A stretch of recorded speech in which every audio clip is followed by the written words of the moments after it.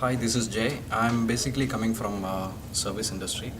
I have completed green belt. I have completed black belt. Now currently I'm going through master black belt through Benchmark Six Sigma, and I have been into the service industry for last 13 plus years. And out of 13 years, 10 years I have predominantly served in BPO environment where we have huge amount of data. And we have a lot of opportunity for process excellence, process improvement, automations, uh, uh, looking at some of the process re-engineering. And when it comes to Six Sigma should always be looked at as an annual plan to start with for any organization. Like we all know that every organization comes with a small unit which predominantly looks after the quality of the product manufactured or the service that is being delivered to the customers.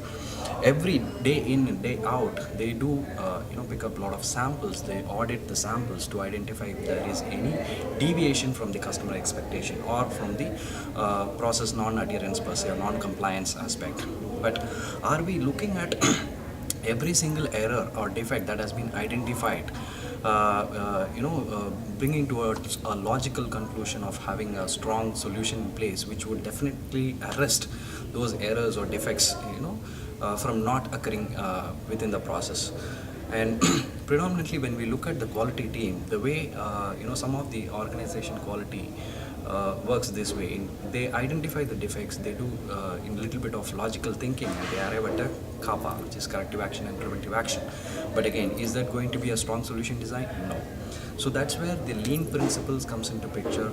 That's where you can always look at the measurement system analysis, which is a strong Six Sigma tool which would help us understand, do we have any calibration issue within the operator, uh, uh, and there's primarily a long way to go in terms of cultural building, and in terms of process improvements. For cultural building towards process improvements, making all the resources, whoever is in operation, to think in the lean aspect, to think in terms of how do I do an effective problem solving. That's where the GB, black belt, and master black belt comes into picture. Yep. So most of the times we cannot keep on adopting the corrective action, preventive action technique. However, we should also go ahead and utilize some of the tools like ANOVA, analysis of variance, analysis of means. We also have a wonderful concept called DOE in terms of looking at the combinations of the variables. We can also use regression theory. We can use hypothesis testing. Hypothesis testing gives a very meaningful picture about the multiple variables that affects the end result, and we can take the best correlating factor, and we can derive a logical solution to it. Today, most of the solution are targeting towards the automation piece. Every single organization has an IT support, which primarily provides the in-house developed softwares, and some of the softwares which are already in-house are prone for corrections or prone for error, and always there is an opportunity for making the softwares that is there in the line for a good amount of years to make it better. So in that aspect, Six Sigma would helps us in lot many ways to look at the data, to look at the time taken per operator using that software. We can do a various types of combinations and factorial analysis, looking at the residuals.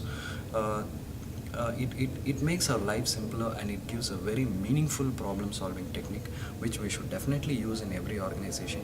And coming to Benchmark Six Sigma, it's a wonderful journey that I had gone through in completing master black belt.